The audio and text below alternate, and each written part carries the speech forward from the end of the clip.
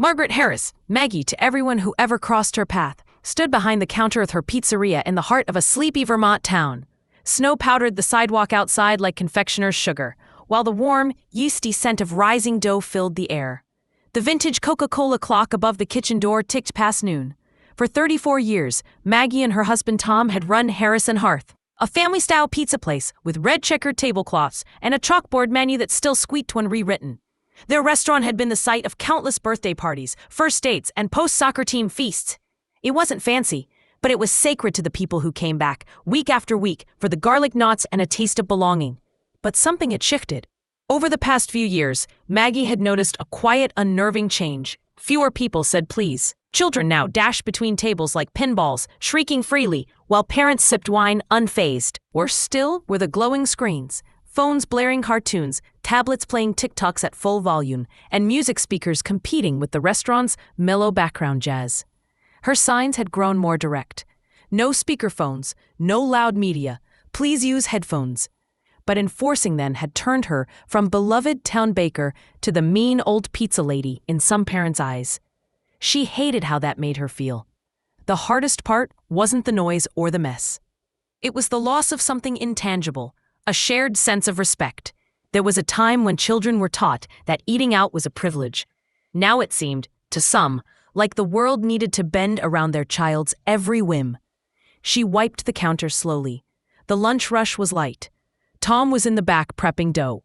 Lena, their newest server, 19, quick-witted and kind, set down menus at table 6 for an older couple. It was the kind of quiet day Maggie used to cherish. But today, she felt the static in the air. Something was coming. Maybe it was the snow. Maybe it was just her gut. She thought about her youngest son, Daniel, 28 now, thriving in Portland, Oregon, working as a graphic designer. But once, he had screamed bloody murder in the middle of a grocery store because the overhead lights buzzed at a pitch no one else could hear. Daniel had been diagnosed with Asperger's at 7. Maggie knew sensory overwhelm. She knew meltdowns, routines, weighted blankets, and all-night worries. But she also knew boundaries. Daniel hadn't been taken to restaurants during his hardest years, not because he wasn't loved, but because she wouldn't set him up to fail in an environment that couldn't support his needs. They worked on things gradually, at home, privately, patiently. And when Daniel was ready, really ready, she brought him out. Maggie looked at the front door as it creaked open. A gust of wind blew in a woman in a puffy parka and a boy clutching both a tablet and a phone. Maggie straightened. The 34th winter of Harris and Hearth had just begun. The woman Rachel had that air of harried urgency Maggie recognized immediately. The kind worn by single mothers with nowhere else to be, but 100 things on their mind. Her son, Noah, looked to be about 9. His eyes darting from screen to screen, like fireflies in a jar. The tablet he held began to play a cartoon at full volume, a bright, bouncing intro with characters singing in high-pitched voices. From his other hand, the familiar staccato rhythm of a TikTok video chimed in. Maggie's smile didn't falter as she approached them. "Welcome to Harris and Hearth," she said gently. "Can I get you folks seated?" Rachel barely looked up. "Anywhere's fine." Maggie led them to a booth near the window, offering menus and water. But as she turned to leave, she paused. The cartoon's volume filled the restaurant, clashing harshly with the soft jazz humming from the speakers. The older couple at table 6 flinched. A young man near the back, Sam, who Maggie knew came in on quiet days for sensory-friendly lunches, visibly tensed. Maggie turned back. "I'm so sorry to interrupt," she said in a warm tone. "But we do have a house rule. No speaker volume on devices. It can be really disruptive for other guests. If you have headphones, that would be perfect." Rachel blinked. "He's autistic. He needs both devices to stay calm." "I understand," Maggie replied, still calm, "and we're happy to accommodate as best we can. Could he use headphones instead?" "He doesn't like them." Rachel's voice turned sharp. "Are you saying we can't eat here unless my child changes who he is?" Maggie paused. She chose her next words carefully. "No, I'm saying that this is a shared space. We have guests who also have sensory sensitivities, including people on the spectrum who can't handle loud, overlapping sounds. We ask everyone to be considerate. It's not about who someone is, but how we respect the environment we're in." Rachel sighed heavily, waved a hand, and turned back to her son. Maggie didn't press further. She'd offered the boundary. Whether it would be honored was another matter. But the signs were there. small and flashing. Noah's fixation, Rachel's defensiveness, the tension in the room that rippled with each loud note. Lena passed by Maggie on her way to the kitchen and murmured, "Table 4's getting twitchy." Maggie nodded. "Let's keep an eye, let's just try." She returned to the counter, not yet angry, not yet firm, just alert. And tired.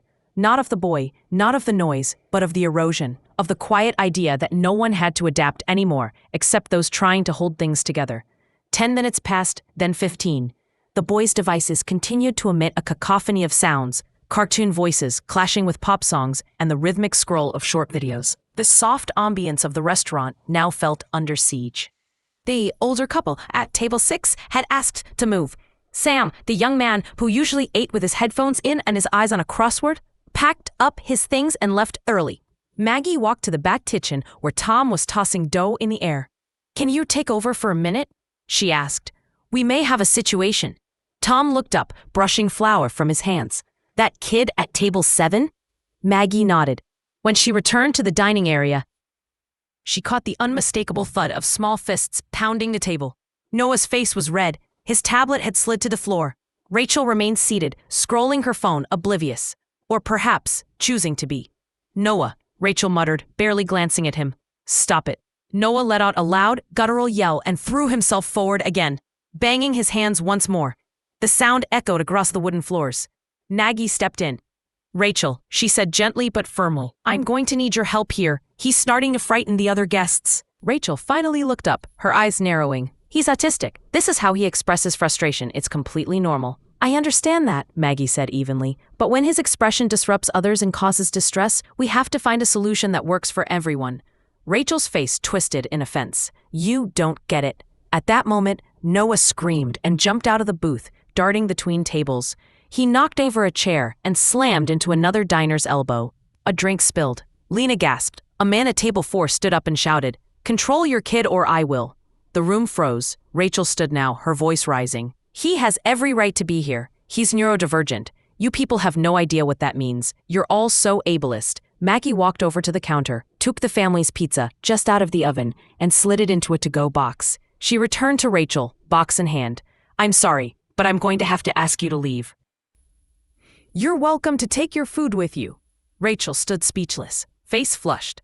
Tom emerged from the kitchen and stood beside his wife. "Now, please." Noah was now under the table, making low, growling sounds. Rachel grabbed the box and her bag with trembling hands, muttering something Maggie didn't catch. She guided Noah toward the door. He thrashed in resistance, sobbing as she tried to calm him.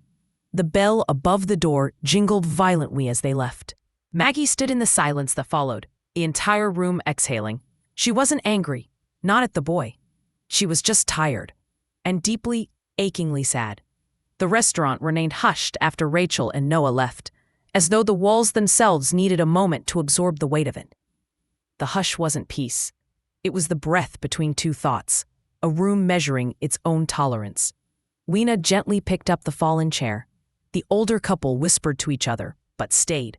A mother at the back wiped grape juice from her daughter's sweater and glanced toward Maggie with a nod of sympathy. Tom returned to the kitchen, shaking his head with the heavy weariness of a man who had seen too many shifts like this. Maggie lingered near the door, staring at the snow-covered sidewalk where Rachel and Noah had vanished. She wasn't proud. She wasn't angry. She was simply questioning. Did she do the right thing? A rustle broke her thoughts. Sam had returned, hovering near the doorway. He was still in his gray hoodie, still fingering the straps of his backpack. "I left my gloves," he said, almost sheepishly, "and I just wanted to say thank you." Maggie blinked. "For what?" "For standing up. For all of us who get overwhelmed but try not to overwhelm others," Sam replied, voice low.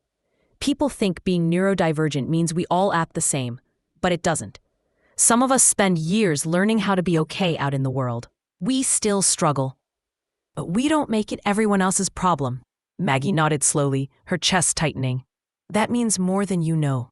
I just wanted to eat my lunch in peace, like anyone else." She watched as he tucked his gloves into his coat and left again. No dramatic farewell, just a quiet re-entry into a world that didn't often soften its edges. Later that night, after closing, Maggie sat in her office with a hot cup of chamomile. Tom sat across from her, boots kicked off, rubbing his temples. Do you think she'll report us? He asked. Maybe, Maggie said, but I don't think she'll win. It's not about winning. I know, she whispered. There was a picture frame on her desk. A young Daniel, maybe 7, curled up on the couch with a blanket and a noise-canceling headset, watching his favorite animated film for the 30th time. You did right by him, Tom said, following her gaze. I didn't let the world bend for him, Maggie replied. I helped him learn how to meet it halfway. Tom nodded. That's parenting. She set down her tea. That's also community. Outside, the snow kept falling. But inside Harrison Hearth, the warmth held. Boundaries had been tested, but not broken. Respect had been shaken, but not lost. And somewhere out there, Maggie hoped, Rachel was finding a way forward. Not just for Noah, but for everyone who might ever sit across from them at a table. The next day, she printed a new sign. We welcome everyone, with respect. If you or your child have sensory needs, please let us know. We're happy to help. But this is a shared space. Headphones are available upon request. The new sign was taped neatly near the entrance, printed in calm serif font, framed with a soft border. It was a small thing, ink and laminate, but it felt like a declaration.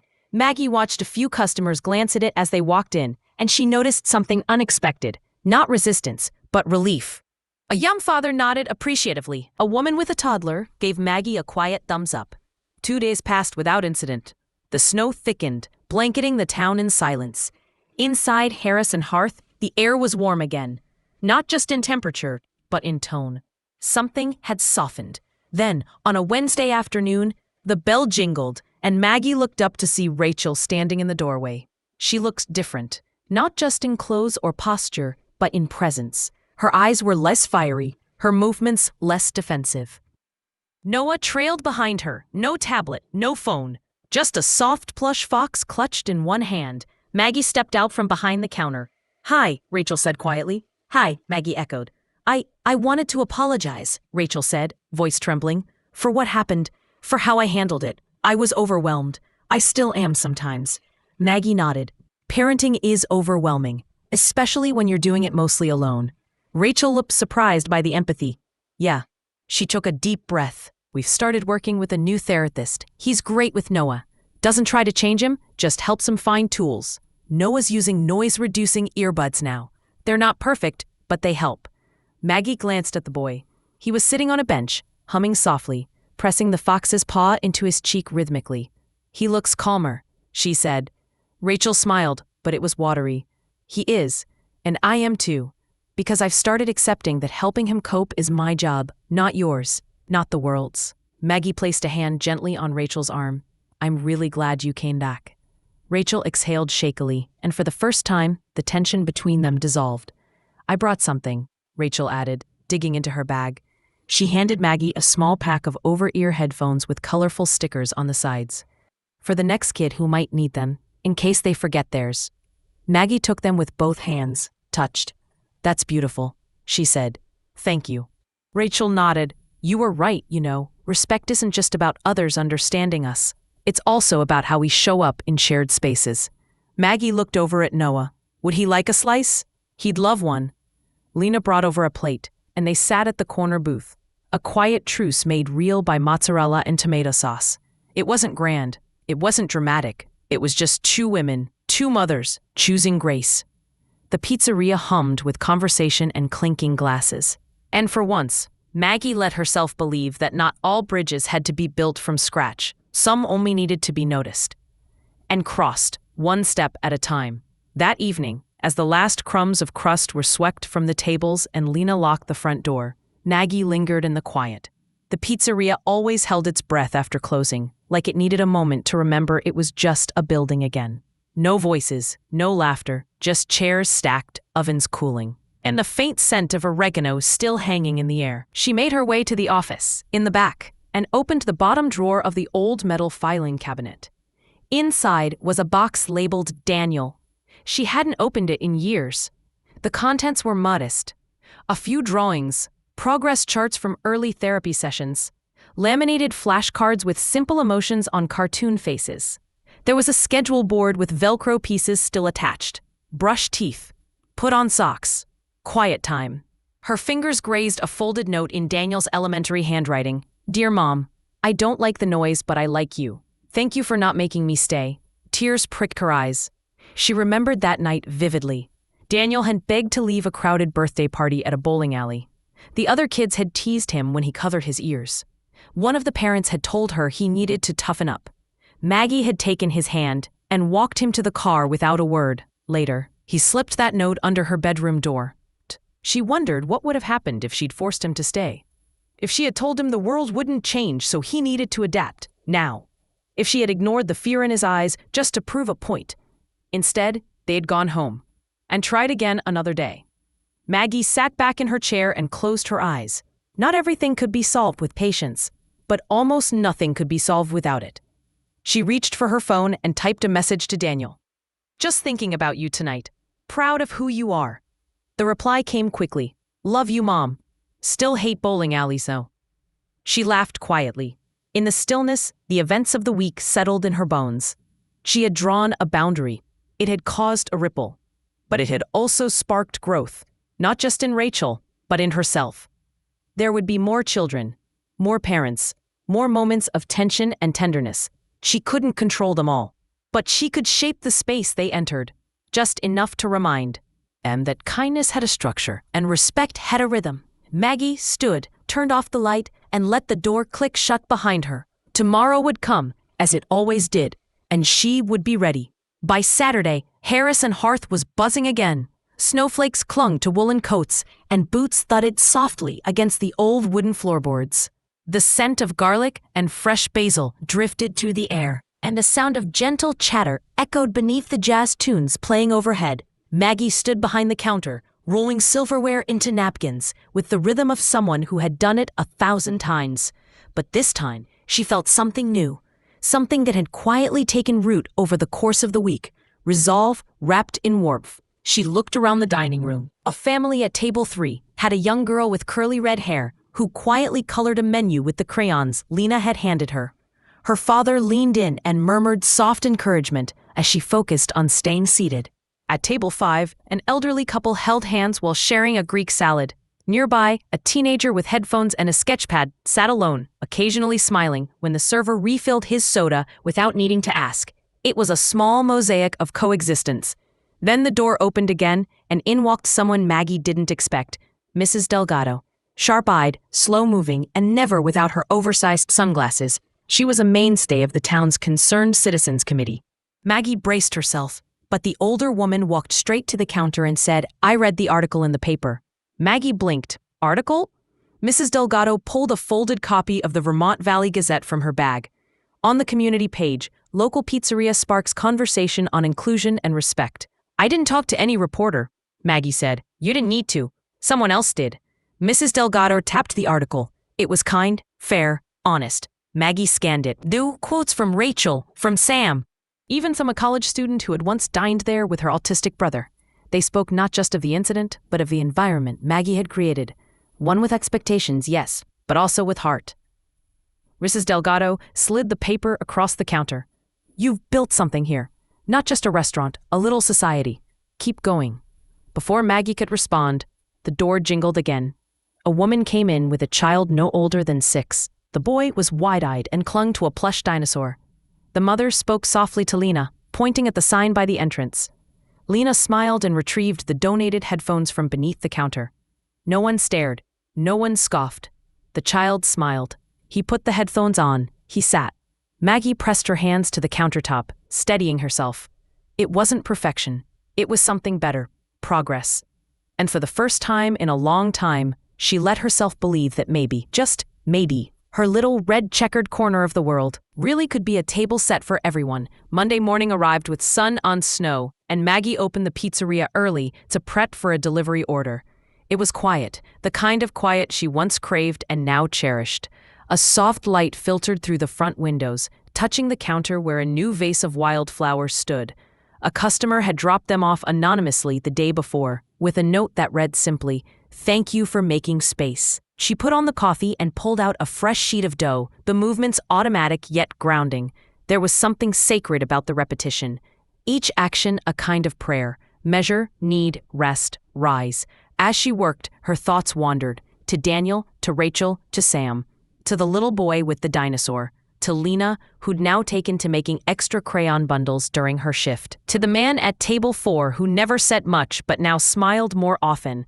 None of them were headline stories. None of them screamed for attention, but all of them mattered. It was well past closing time when Maggie found herself sitting alone by the front window, a mug of chamomile tea cooling in her hands.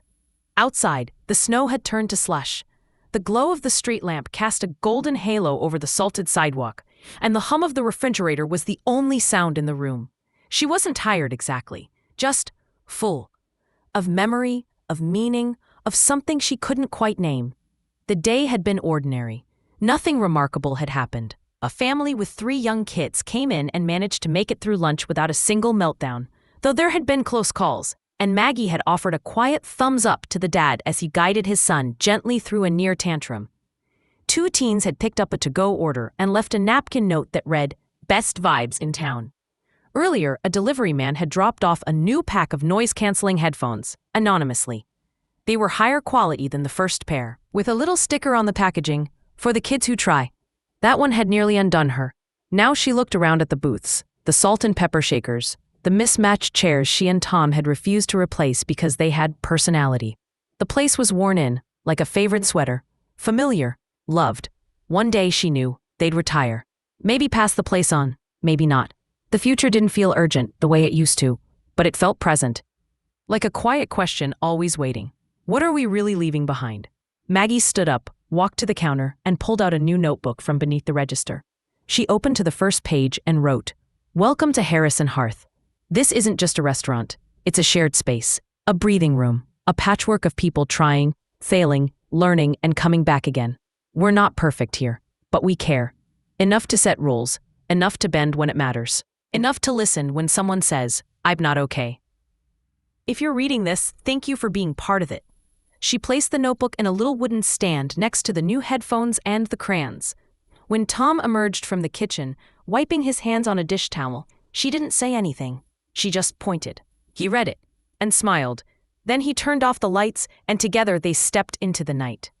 Later that afternoon, Maggie sat in the back booth with her notebook, scribbling out a few thoughts for a house values sheet she and Tom had been considering for new staff. Her pen hovered over the page. Respect doesn't mean silence. Inclusion doesn't mean chaos. Boundaries are not cruelty. Kindness is not weakness. She underlined that last one twice. Tom walked in with a box of fresh tomatoes and sat across from her. "You're writing again," he said, with a soft smile. "Trying to," she replied. "Trying to make sense of it all." He nodded. "I think you already have." She glanced up. "Do you think people get it now?" Tom thought for a moment. "I think the ones who were ready already did. And the ones who weren't, maybe now they'll think a little longer before deciding they don't have to." Maggie closed her notebook and looked around the room. There were no confetti cannons, no spotlights, just the grace of small things. Shared space, gentle rules, and a slowly growing community learning how to be better together. And that, she thought, might be enough. Spring arrived gently, almost imperceptibly. Snow melted into the cracks of the sidewalks. Buds appeared on the trees that lined Main Street, and at Harris and Hearth, the chairs remained mismatched, the garlic knots just as addictive, and the new house notebooks steadily filled with comments in all kinds of handwriting. Some were simple, "Great food, thanks for having crayons." Others reached deeper. "My son has autism, and this is the first place we've eaten where we didn't feel like intruders. Thank you for the headphones. I didn't cry today, and that's a big deal. I brought my neurotypical child here so she could see how a space can be shared. She noticed. She asked questions. That's how we learn." And that, Maggie thought, was the quiet revolution. Not protests, not platforms, but tiny shifts. A crayon packet, a laminated sign, a conversation at the counter. One mother deciding not to shout. One child learning to pause. One diner, like Sam, returning again and again because he knows the jazz won't get drowned out by someone's phone. Lena asked Maggie one afternoon if she ever thought about franchising. Maggie laughed. "What would we even call it?" Lena grinned. "The pizza that listens." Tom, overhearing from the kitchen, called out, "Only if we include respect extra cheese on the menu." They all laughed, but deep down, Maggie knew the place was special, not because of any single moment, but because of what it allowed room for. Growth, missteps, repair. Second C. Rachel and Noah became semi-regulars. Not every visit was easy, but each one was better than the last. Noah eventually asked to write in the notebook. His note, painstakingly scrawled in blocky print, read, "I like it here. It is not too loud." And what more, Maggie thought, could anyone hope to build? On the restaurant's 35th anniversary, they served free slices, played swing music from the old speakers, and handed out gratitude cards instead of receipts. On hers, Maggie wrote, "Thank you for showing up, for listening, for teaching us how to grow with grace." And that was the thing. The revolution wasn't loud. It was loving. This audio is made with Audio Toolkit for Windows Store, downloaded for free now.